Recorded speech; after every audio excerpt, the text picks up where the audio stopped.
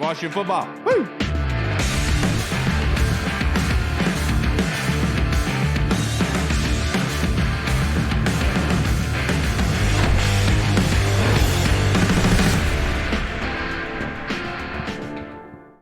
Hello, everybody, and welcome to the Burgundy Zone. I am your host, Kyle, and I am joined by my co-host, Michael Reed. The Burgundy Zone is a part of the Frederick Podcast Network. You can find out more by going to www.listenfrederick.com. But we are rejoined from the Washington Times, Mr. Matthew Paris. How are you doing on this hot Monday?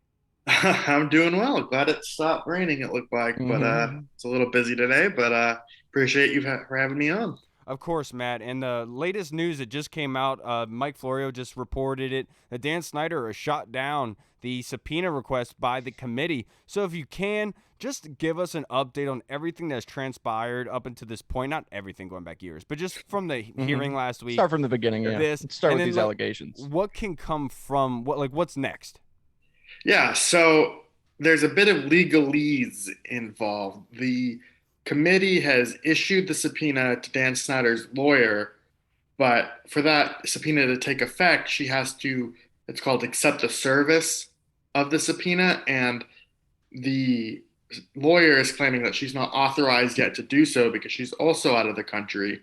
So now where we're headed is this game of, all right, is Snyder going to accept the subpoena, the service of the subpoena? Are they going to reach a compromise? Are they going to instruct U.S. Marshals to go hand deliver Snyder the documents like you see in a TV show?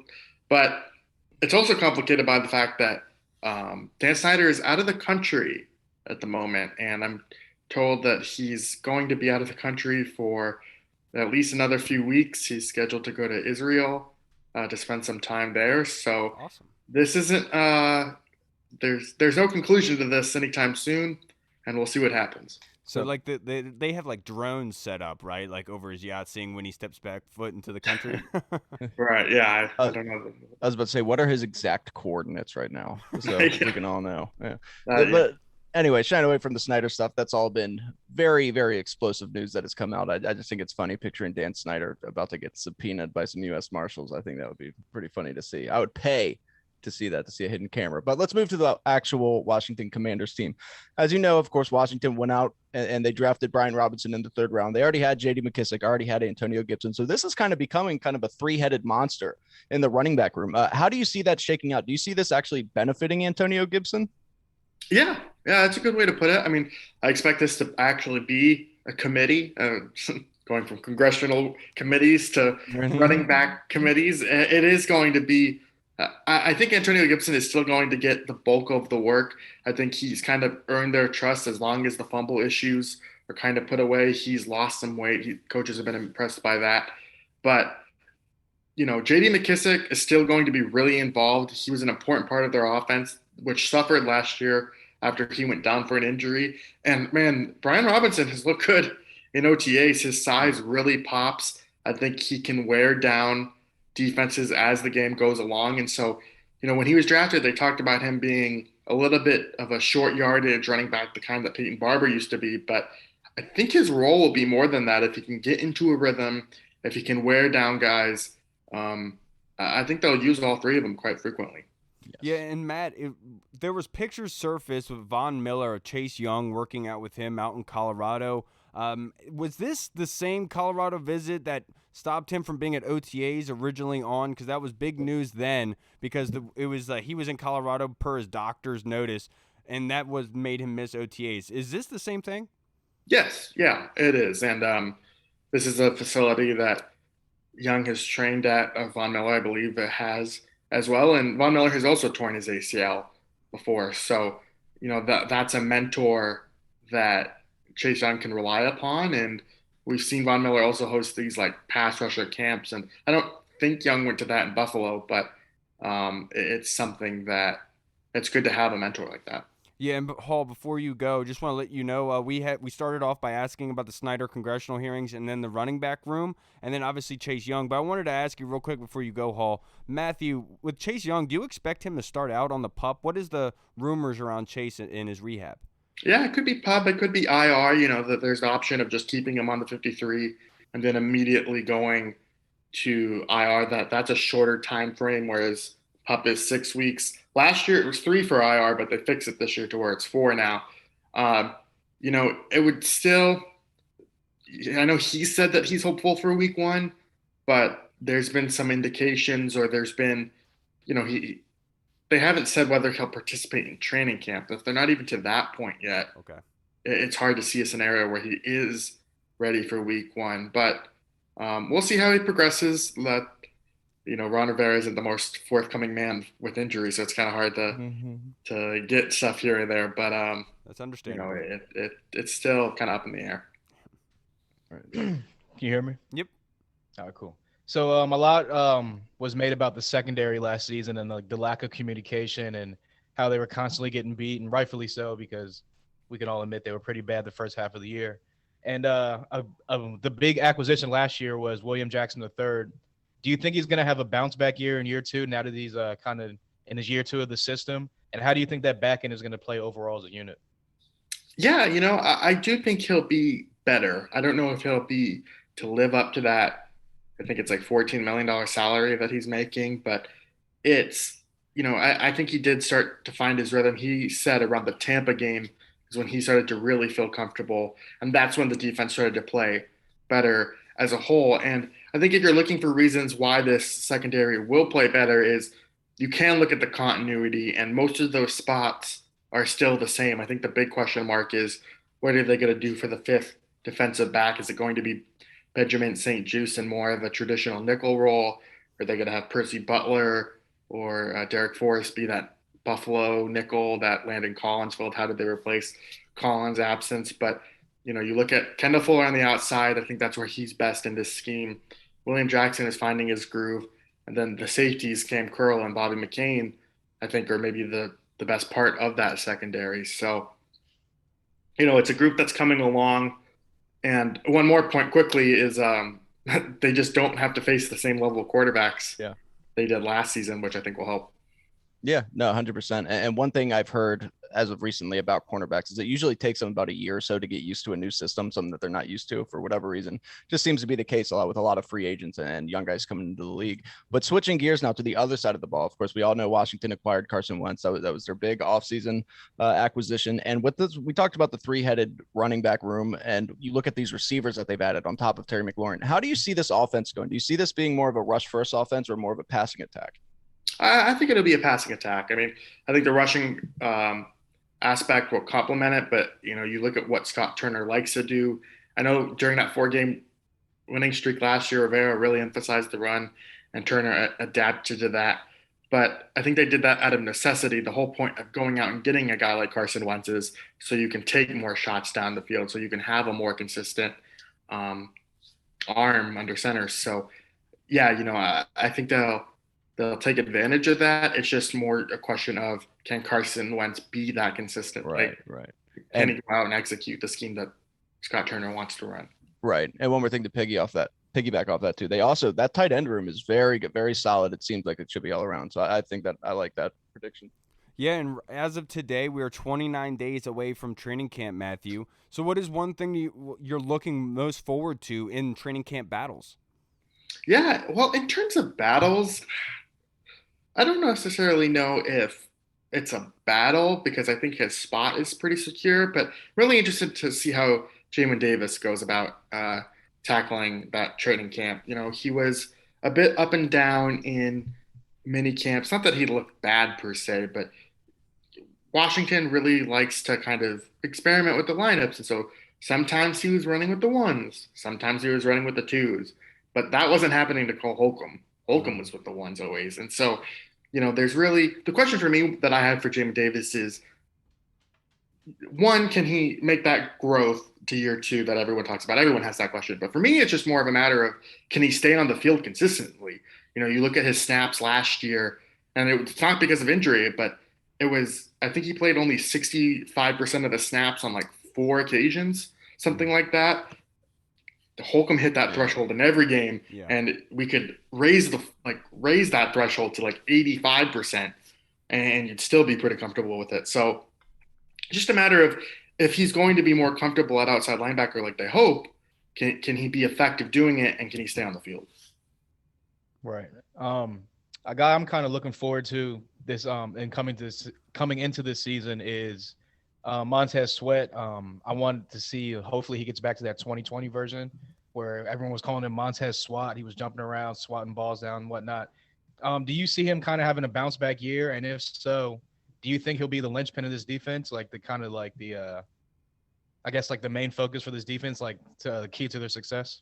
We'll see. I mean, I think the thing that works really well with Washington's defense is so much of their pressure is generated on the interior. You know, Jonathan Allen is coming off a career year. Daron Payne's in a contract year. Maybe that incentivizes him to play a little bit better. And if there's more intention up on that interior, does that give Sweat the flexibility to feast on those things? And, you know, what we were talking about before with William Jackson and being able to kind of adapt to the thing, you know, there was this kind of weird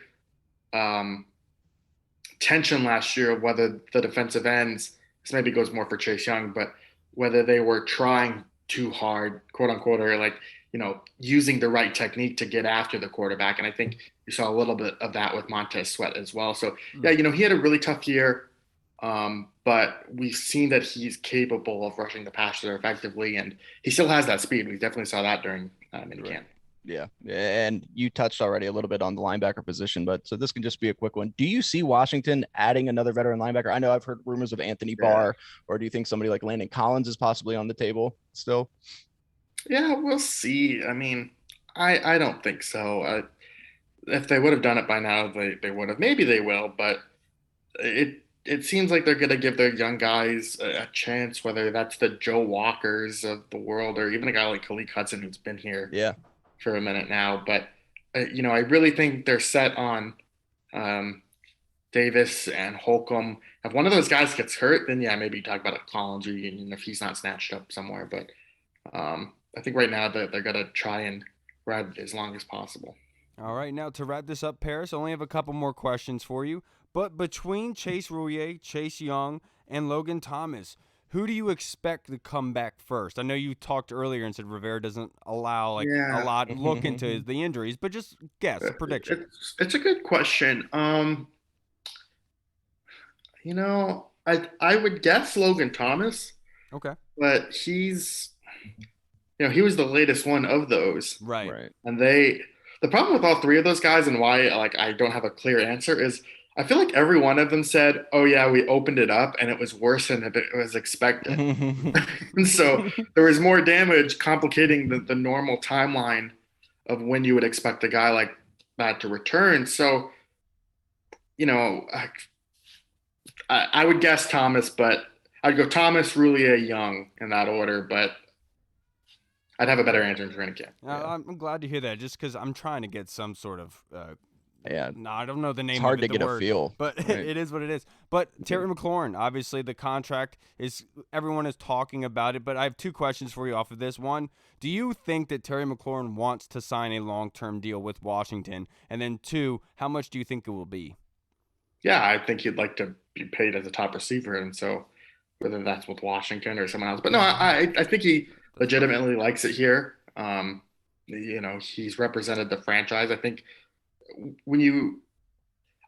there's always a comparison to Bradley Beal. He kind of really reminds me of how the Wizards drafted Beal, such a mature kid, and that's a great one, Matt. Yeah, and Beal, that's Ben Standing makes that comparison a lot, so I'm going to give credit to him for that. But you look at what happened with the Wizards and Beal, and as we're talking about whether Beal will re-sign with the Wizards, that's kind of happening as we're talking, is Beal really came to appreciate that he's the franchise guy, that he hasn't demanded a trade because he likes being that focal point of Washington. And I think that really kind of applies to Terry McLaurin as well. Not necessarily that he loves it as much as Brad or anything like that, but he's a guy that they go to, that they trust as a franchise pillar. They try to, you know, it was Terry McLaurin, Chase Young, Jonathan Allen. Those are the guys that debuted the new uniforms. And so for him to be a franchise pillar, you know, I think he wants to be paid as such. As for what the number will be, I think it's hard to say anything less than north of 20, even 22, 23 at this point, just because of what A.J. Brown has made. Right. A lot of the guys are crossing the 25 million threshold. I don't know if Washington will do that. Do you think the money is as important as the years? Because I've heard the years brought up. Yeah, I would say the money is as important. It's all what the guarantee is, because Right.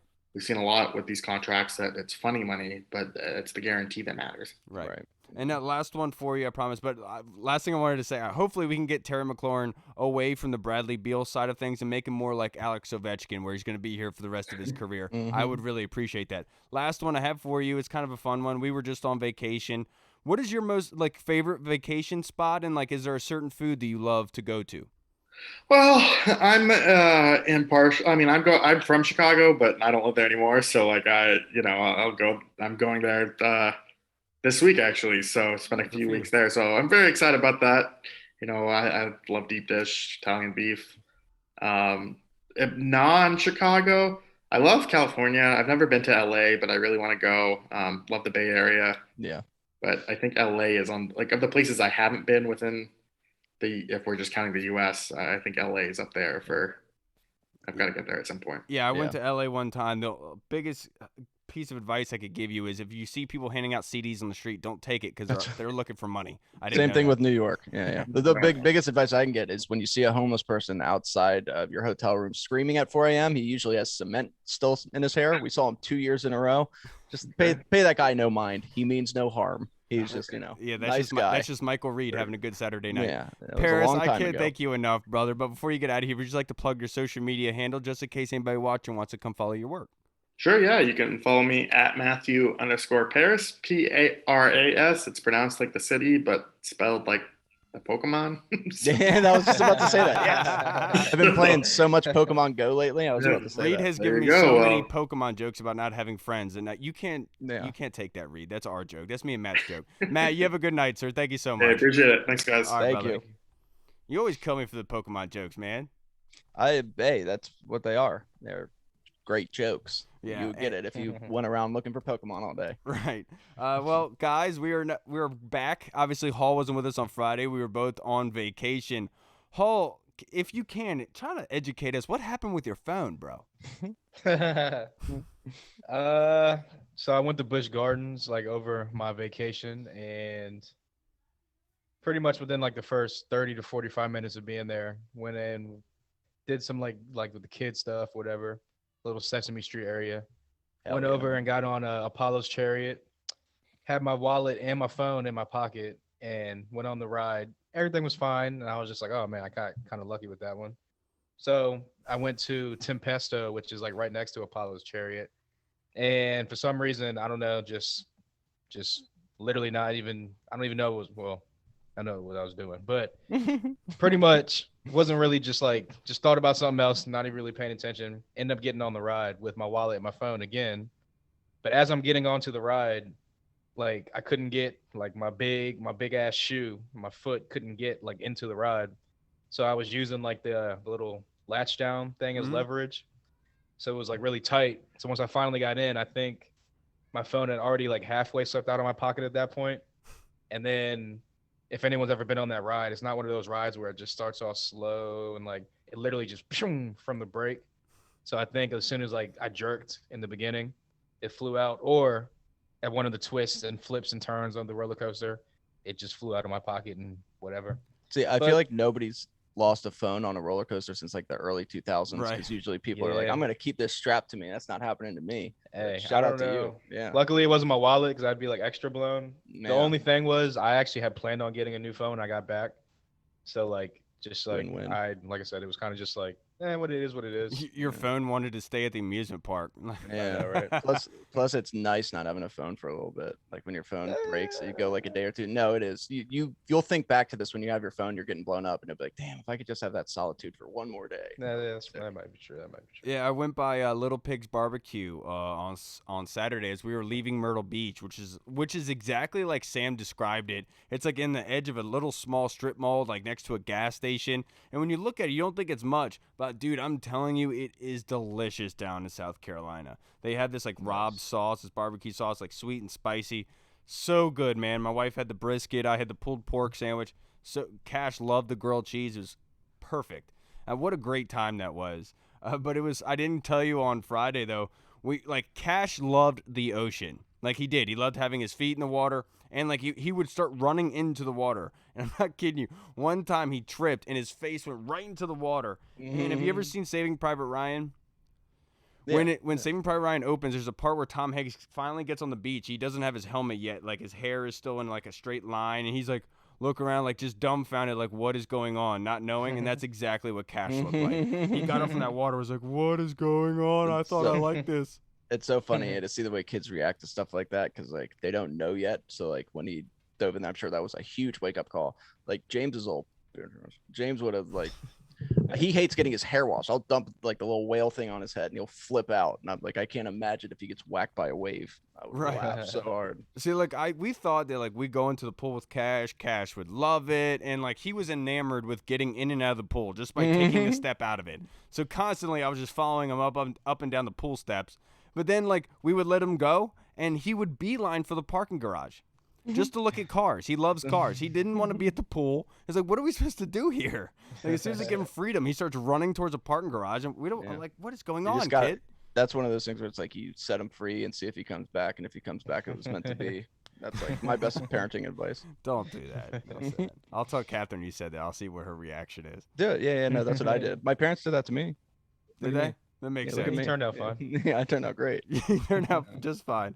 But the latest news that we just talked about with Matthew Paris is Snyder turning down this subpoena request to go in front of the committee, which I don't think is a surprise. I think it's very surprising that Snyder is in out of the country for several weeks.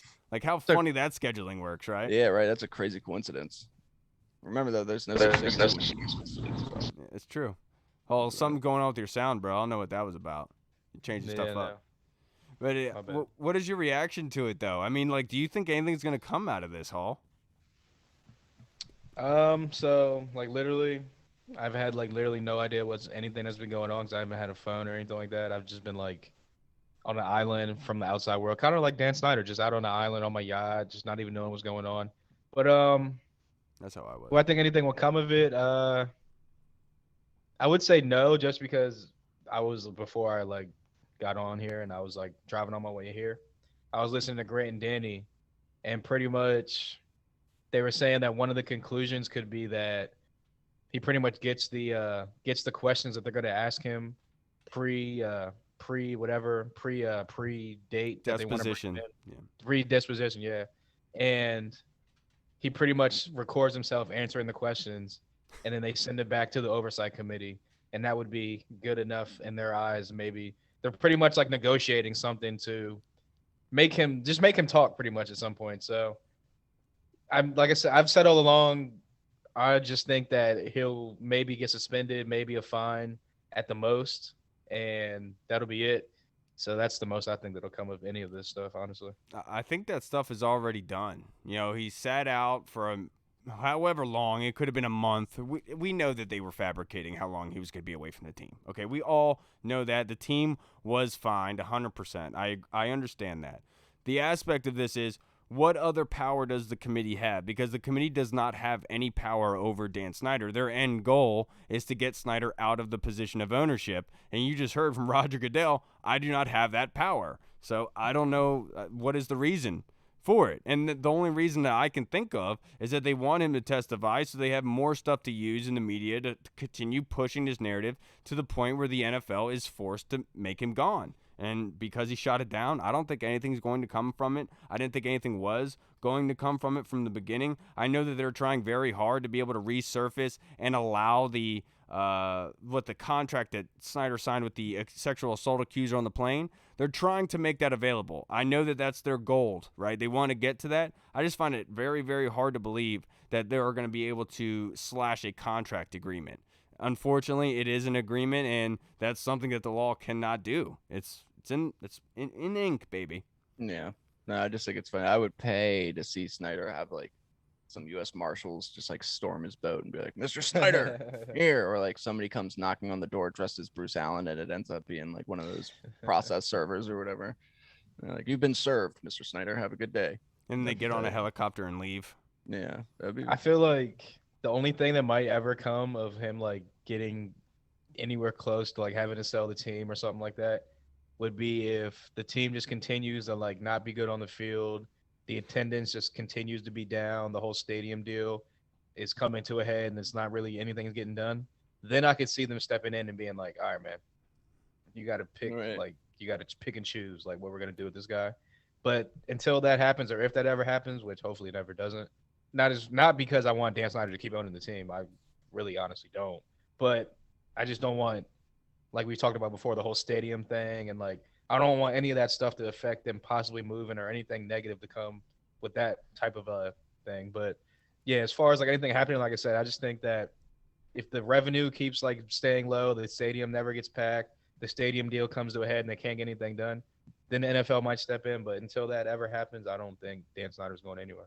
Right. Yeah. It's so funny how we used to, like 5 years ago, we used to make that joke like, why don't somebody just Me Too Snyder, just pretend like he Dude, did it's something. We can get it crazy, keep right? going. Now it's happening. Now And it it's still happening. didn't It's work. like, We're just yeah, like, it still hasn't worked. Like, I'm telling you, if we would have put a wig on Reed, I think it would have. I could have done it too. I would have sold that. I would have went all the way. He would have trust The me. mustache and everything, it would have been just too enticing to pass It's up. like it would have been like that South Park episode where the pimp goes undercover, or the police officer goes undercover to get the pimp, and he's That's like, me and Dan- freeze that's when me they're and I's when favorite they're on their episode. when they're on their honeymoon. Yeah, freeze, Buster. Don't He's you been kids, like- don't you kids Yeah. know the kind of sexual transmitted disease you get from unprotected sex with strangers? Yeah, and then Give me he's that going out. evidence bag. Yeah, and he's he unloads into it. Dude, that is so funny, man. Oh my goodness. I'm just gonna go down here and pull down my freeze. Dude, we should do a podcast on just South Park skits. I dude. know. We would have so much fun with it. We really would. Smartest show. Yeah, it's unfortunate that we're at to this point, Hall, but I think you're right essentially about it all. The way I look at these congressional hearings and everything, if you look at one of those like wheels that go over the water continues, like power turners, obviously. And like they are looking for water in order to continue this thing rowing. Because as long as it's turning, the likelihood that Snyder is gone is good. And so that's why they need as much as they can to continue the wheel turning. The more the wheel turns, the more likely that Dan's gone. And they're looking for anything. I'm using the quotes from the actual lawyer herself. Newsworthy in order to do it. Not to get to the public view. Just newsworthy was her quote, by the way, which I think is laughable. But before we are joined by our next guest, guys, I want to get you.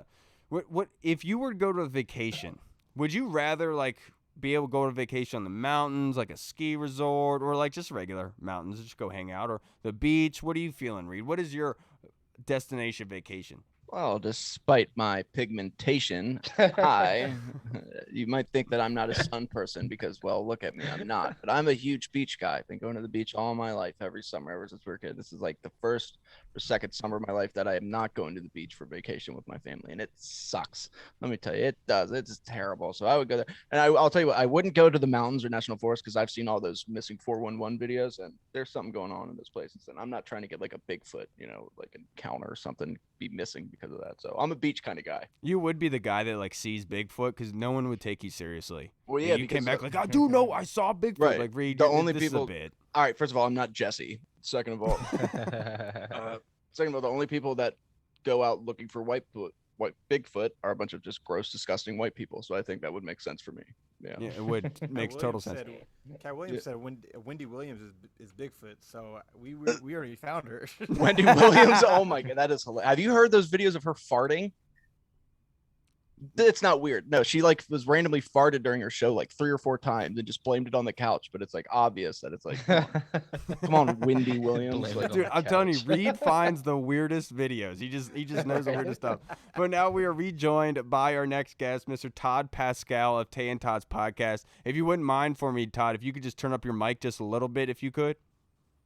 Okay. But I Yeah. just asked the boys, like, what their like destination would be for a vacation if you got to choose. Like, would you go to the beach? Are you more like the mountains, like a ski resort type of thing? What are you feeling? How's my volume? Good. Good.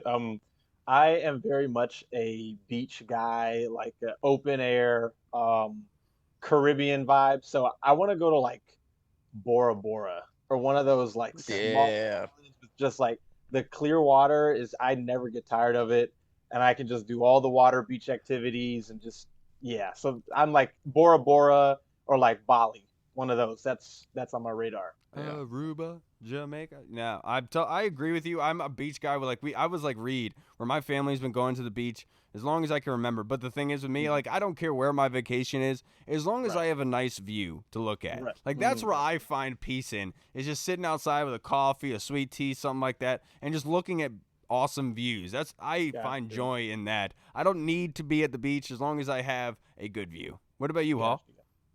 Yeah, I mean, I'm definitely with y'all. Definitely a beach guy. I like to get my feet in the sand, just lay on the beach, relax. Nice warm weather. Got the cold beach, the cold ocean. Get just what I'm saying, just chill on the waves, stuff like that, and nice cold drink, just chill on the beach. So definitely a beach person over like the mountains and like kind of. I don't mind the mountains. I've been like camping trips, stuff like that, but you're like a beach guy. You're like a Zach Brown band type of person. You just got your toes in the water, your ass in the sand. If it was up to me though, I would get rid of sand at the beach. That's so uncomfortable for me, you know?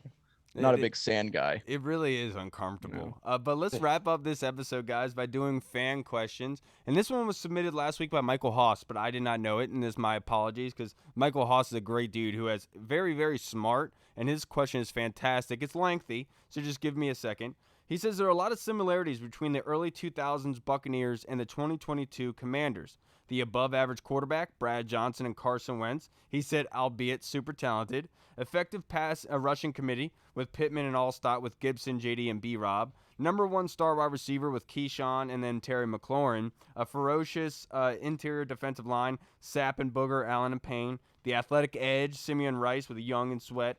The versatile and savvy quarterback with Barber and Fuller. And then a strong leader in the back end with Lynch and Curl. The decades of losing before achieving victory. What are your thoughts on that, Todd?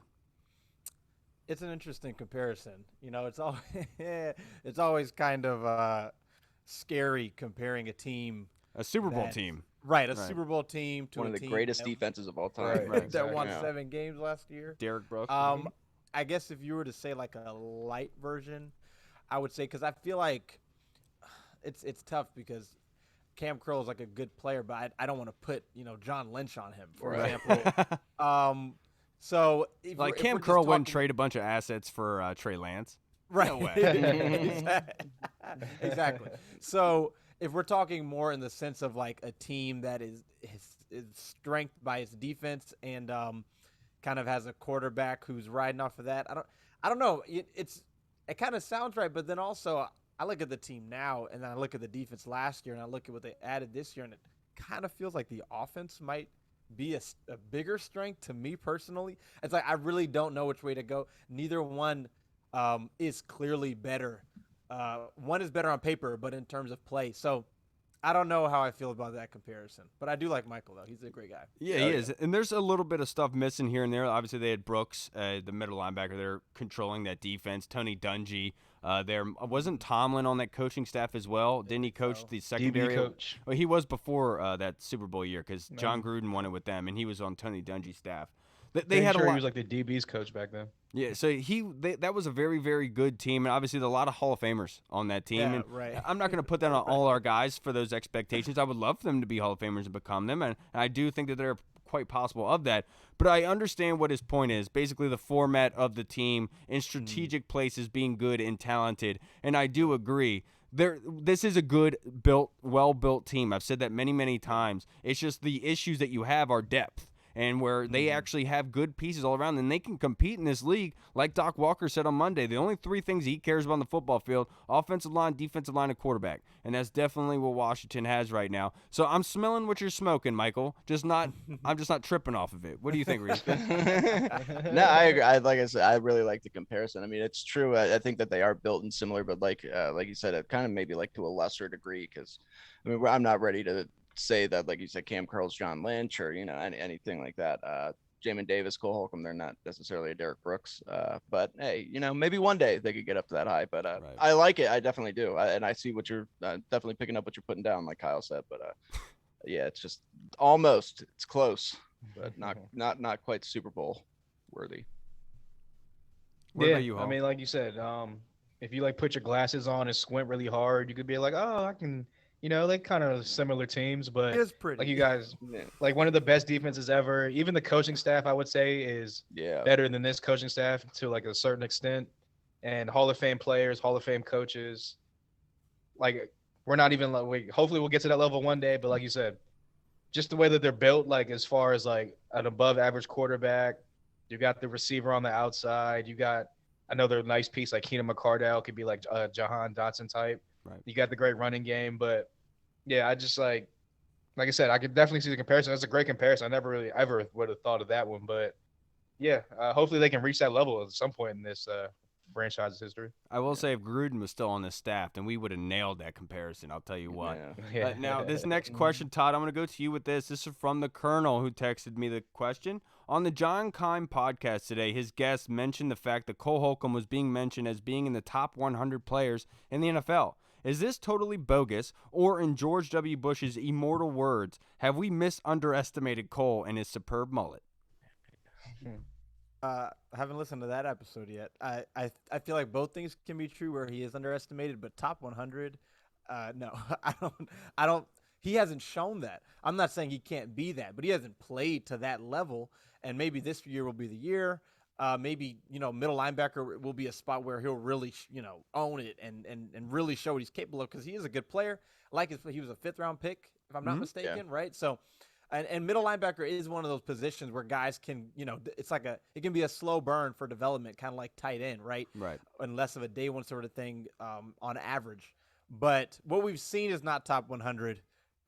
It hasn't been bad. I think it's been better than what people think. But I wouldn't give him top 100 praise. Yeah, and to your credit, Todd, I always look back to Lance Briggs when he was with Brian Urlacher. He played as an outside linebacker. It wasn't until later in his career he transitioned to middle linebacker after Brian had left. To your point about grooming into that position, are we underestimating Cole? I don't think that we are. Maybe the national media is.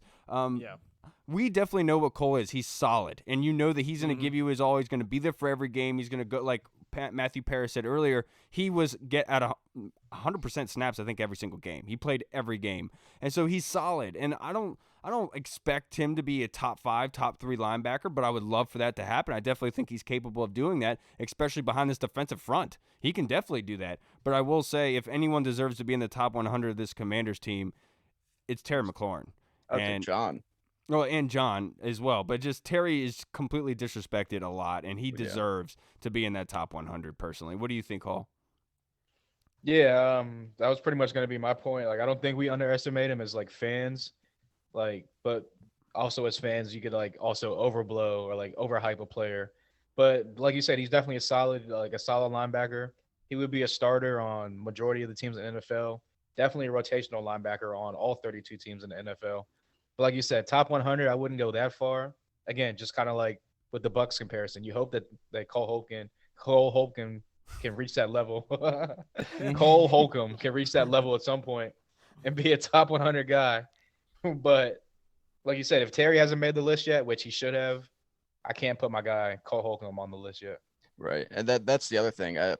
Like if Terry, remember when DK Metcalf was ranked like 18th or something 2 years ago, and it's just like if you really break it down, like Terry's a better wide receiver than DK Metcalf. But I mean, Cole, I understand. I don't think he should be on it. I wouldn't imagine that he would. But like, if you really break I know stats aren't everything, but if you break it down, I mean, his stats compared to the top linebackers in the league, like Darius Leonard, Fred Warner, Bobby Wagner, his stats match up or are better than all those guys last year. So maybe, I don't know, but I highly doubt NFL players kind of know what they're doing when it comes to this. If it's a top 100 hairstyles in the NFL, the dude's top 3. But until then, I mean. Yeah, and he got married last week. Congratulations to Cole And he didn't Holcomb. shave his mullet. And dude, I was going to say that. That's a power How move. awesome. That's an alpha move right there. It is. He wasn't playing that to his wife. That wasn't his wife's wedding. That was his wedding. Right. This is the mullet's wedding. You're just here for the ride. You know what I'm saying, baby? Now, Lucky I'm including you. The next question that we have is from the Discord chat server. This is from Andy Lockhart in the UK. Oi, Todd, why do our players get so disrespected nationally? Like they give the Jets more respect, yet they haven't won anything in decades either. Your mic went out. Oh, there you go.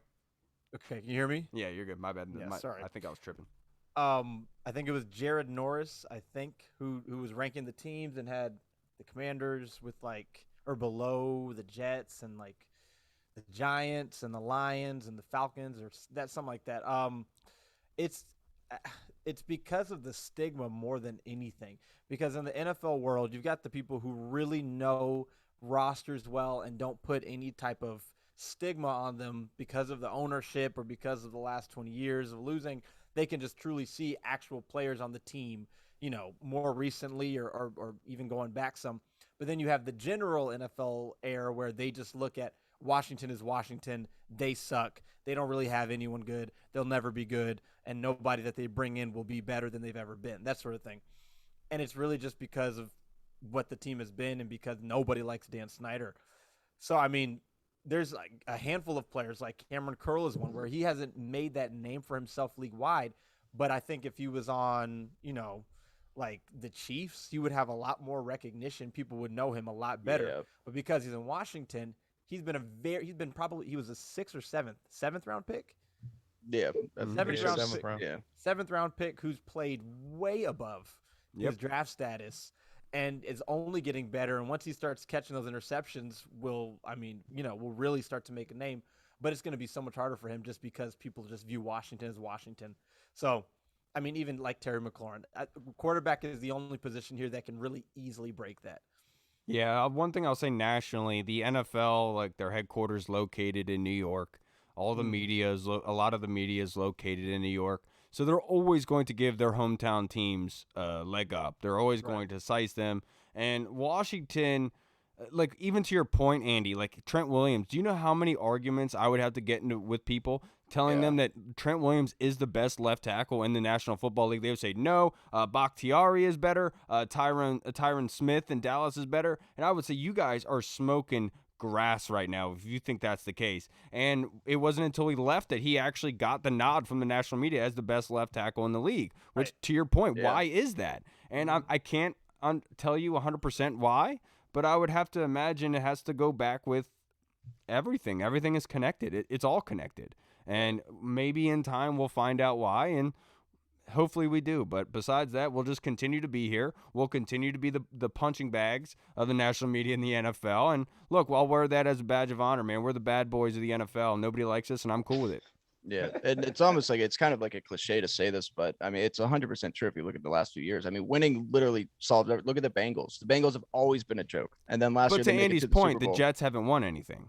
I know that they haven't, but at the same time, when we were going out and we were signing all these crazy free agents and we are putting this team together, people would always kind of size us up in the beginning until it started backfiring on us. And so it's one of those things where it's like, well, if you win, you'll start doing this. But yeah, I mean, having the Jets and stuff right over us, these teams that sign all these free agents and have all these big off seasons, it literally never works out. So just let it bite them in the ass, and hopefully eventually we'll start winning and kind of cure this. To give some context, I'm pretty sure this is what Andy's question was based on. Sergio Martin, our Discord chatter, had uploaded a screenshot from the Draft Network's wide receiver rankings.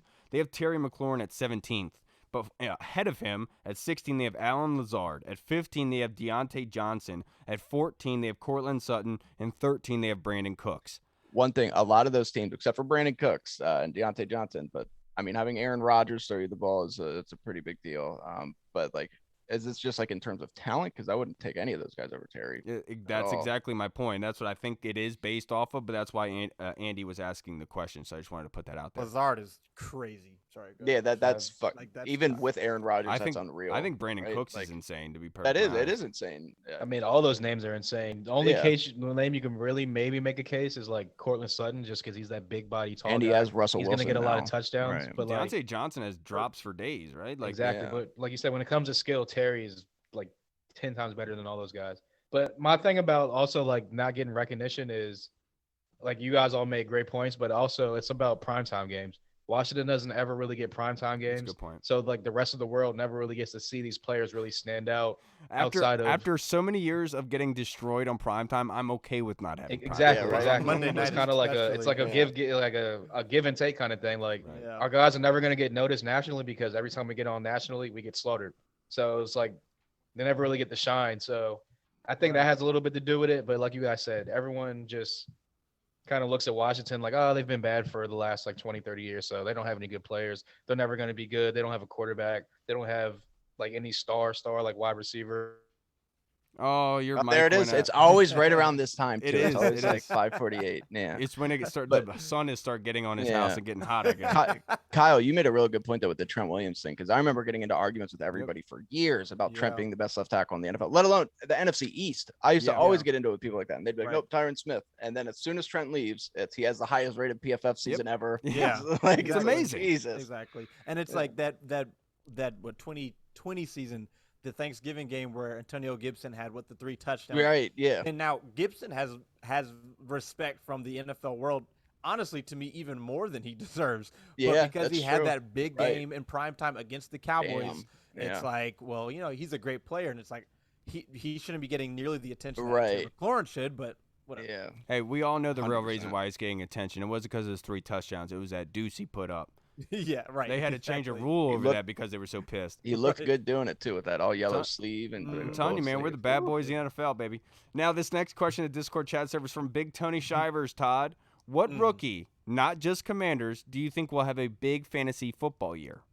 Now I have to think. It's so like all of the receivers ahead of Dotson. I don't really think so. Just because I look at the quarterback situation. So then I go to like Christian Watson, even the running backs. I think I'm gonna go with Christian Watson because who else do the Packers have a receiver? Right. He's like a physical specimen. I mean, the only question for him is how many drops will he have, but maybe it won't matter because he might have like 120 targets.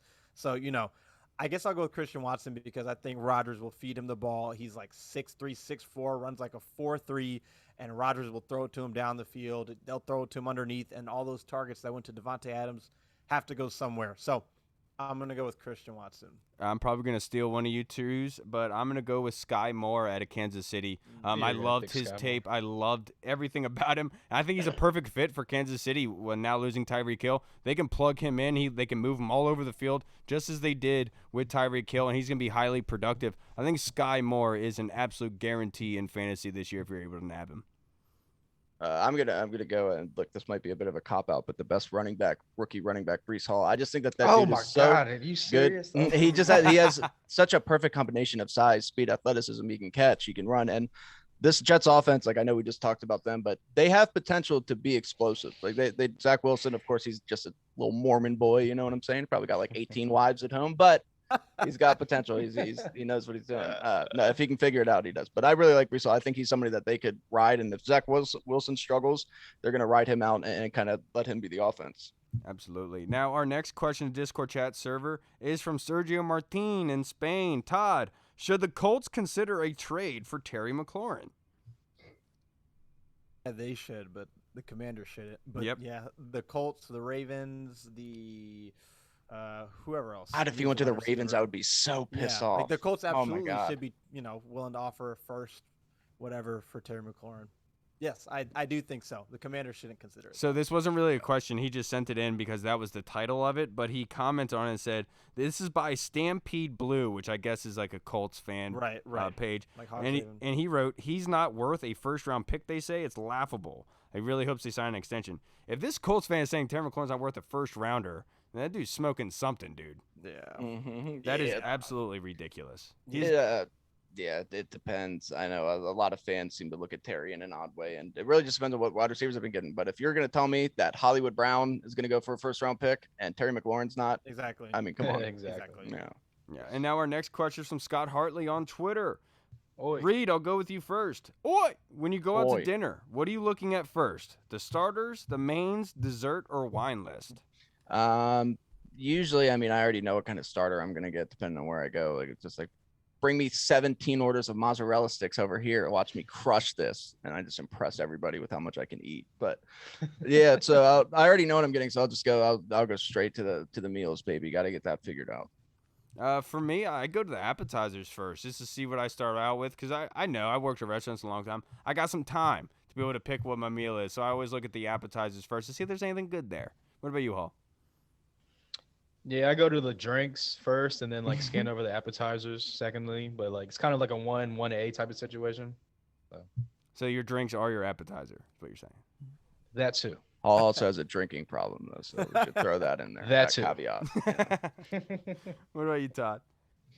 like most times when I go to sit down restaurants, I'm impatient. I love going to the places where I can get the food immediately, like Peruvian chicken. So I'm looking at the mains because I want to order like when the waiter or waitress introduces themselves. So I'm definitely a mains guy first. See, I understand what you're saying. 'Cause it depends on how hungry I am. If I'm Yeah. hungry, dude, I'm like looking at the entree. I'm like, yes, please, let's get this going ASAP. Right, You know what I'm right. saying? But the next question we have is from Commander OC on Twitter. Defensive secondary. There have been rumors about the Buffalo nickel position. Who is it going to be most often and why? Could we expect a cornerback or linebacker to occupy the role instead of a safety? And could this whole Buffalo nickel position be a smokescreen for something else, Todd? So no, I don't think it's a smokescreen. I think it's a pretty big part of their defense. I think that Derek Forrest is a name that maybe has not been talked about enough. Now, when I saw Derek Forrest bite on that play action fake in the preseason last season, I'm going to be honest with you, I lost all faith. But that's probably not fair. But they drafted him in the 4th round, right? Fifth round, if maybe I'm the not fifth, mistaken. Fifth Maybe round. Yeah. Okay, I think it was the 5th after John Bates. John Bates was in the 4th, but we know that these guys, this coaching staff likes to give their draft picks opportunities. Last year, Landon Collins, Cam Curl were the ones, and Collins is gone. I mean, Cam Curl can play that nickel, that Buffalo position, probably the best, but then who plays strong for you? Right. And so I would say, to me, and then I don't know if they want to give Percy Butler some more time to develop. I'm still not exactly clear on what their plan is for Percy Butler. I think it's between Khalil Hudson and Derek Forrest, in my opinion.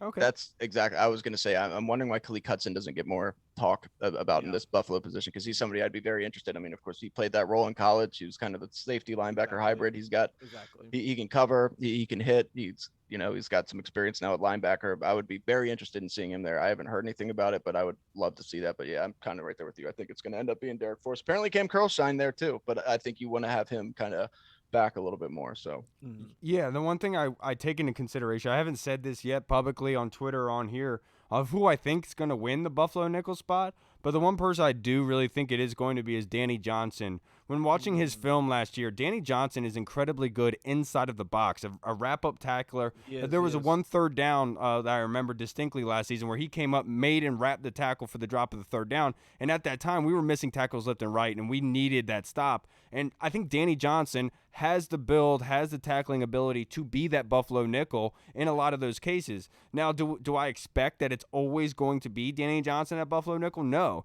And this is why you need to draft players and acquire players with position flexibility, because you can rotate guys in and out that can play multiple spots, and you're not really losing anything. With Landon Collins, like, Buffalo nickel was where he was at. If he wasn't there, he wasn't very good. And that's the kind of issue that you have, because that was his spot.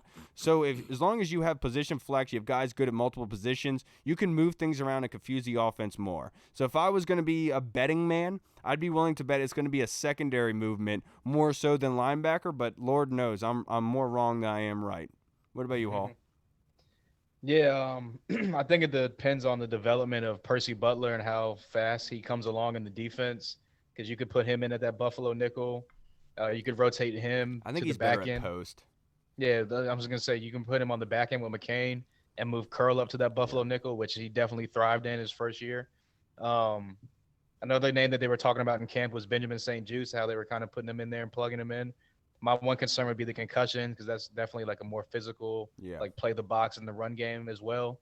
But yeah, I wouldn't be surprised if Derek Forrest got in there. I know there was a kind of a name that flashed a little bit during a training camp or during mini camps and OTAs. But yeah, I think any one of those players could definitely take it. But it's definitely going to be interesting to see who definitely takes over that spot come week 1. And real fast, Hall, oops, I'm sorry. You're a Michigan fan. Didn't Khalil Hudson have like 8 tackles for a loss in one game or something like that? Yeah. No, Yeah. he played that same position in Michigan. It was their version of it. And it's just for whatever reason, just kind of with Cam Sims, they don't want to really give him that type of run on the field. I don't know why, but I wonder if they asked him to put on weight and that kind of took away the range aspect Right. of it, because Yeah, him being maybe, linebacker, like I don't know. I'm just speculating here, because Lord knows I'm usually wrong about this type of Yeah, stuff. no, mostly actually. But do you think it's a smokescreen, Reed? The Buffalo nickel, that the fact that Rivera and everyone has everyone talking about Buffalo nickel, like, do you think that's a mirage that basically they could come out without one? No, I mean they're definitely gonna have some plays, of course, where they're not using one for sure. But I think that's going to be a pretty integral part of their defense. I think last year when you really look at it, granted it was Landon Collins, somebody would have to come in there and play up to what Landon Collins did, but that's kind of where Landon Collins played fantastic in that position last year once he kind of got a hold of it. So I think that they really like that. Jack Del Rio likes the versatility. I think that they can really use that to their benefit, and I think that they do have the players to do it. They just got to find that right combo. Right, and that's it. You just got about progression of these players, and you can't force it. You don't want to fit a round peg in, square peg into a round hole. Round peg into a round hole. I'm ridiculous. Yeah. But that should wrap us up for this episode, everybody. Speaking about forcing things, though, isn't our front office is usually very good? They were very good about forcing things unwanted. Oh, stop. Allegedly, though. You're Allegedly. ridiculous. All right, everybody. That's going to wrap us up for this show. Todd, I can't thank you enough for joining us again, brother. I know we've been trying hard to be able to get you back on here. Love hearing your thoughts, and, because you're one of the more articulate guys, well thought out guys like George Carmi, who are able to put their thoughts onto Twitter in an easy format, and you're always nice to everybody, man. So I do appreciate you, Todd. I appreciate that. I always love coming on with you guys, and it's a little easier now for me than it was. And yeah, I try to say things that make sense. And most of the time, I do. Hey, dude, your tweets, especially the ones that especially that hit and start getting big. I always love to see what you guys got to say because you guys are always putting stuff. And out there. mad respect for that W helmet in the corner, dude. I didn't know you had that. No, right? Yeah, it's the little mini one. If it looks like full size, that's cool. It came like 1 or 2 days after OTAs, and I ordered one and canceled it, but they still sent it, and I was like, it would have been great to be able to get it signed, some stuff on it, and give it away. Of course, it came late, but so I'll figure something out to do. With the other one. Also, shout out to you guys. That Terry jersey's from you guys. Oh, that's right. Yeah, that's right. We did win that, dude. That helmet does not look like a mini though. That looks like I thought a it was full full size. Full, right? And I shouldn't have said anything. It's either that helmet's mini or that coffee cup is like 2 feet big. Right. Yeah. If you just look at my head and then look at the helmet, then it's like one's either huge or one. Right. Okay, yeah, that's a good way to put it. Okay, I thought it was like in the back of the room or something. Yeah. I got Todd, before we get out of here, if you just like to plug your social media handles, just in case there is anybody watching and wants to come follow your work. Definitely at Tay and Todd Podcast, TAE and Todd Podcast on Twitter, and then on YouTube just look up Tay and Todd Podcast. Been busy these last couple weeks, but we're gonna get back on track here, and so definitely subscribe, follow, and let's talk to us. Yeah, and I'm sure that you're gonna get right up to speed as soon as training camp rolls around. So I'm sure you have that timed perfectly, Todd. Yeah, for sure. All right, everybody. Thank you for tuning in for this episode. Please comment. Where are your vacation spots? What do you guys like to do? And then what about Terry McLaurin? Do you think that the Culture Trade Forum and stuff we want to hear from you guys? Of course, you're helping us out with the sound as well. So let us know how everything is.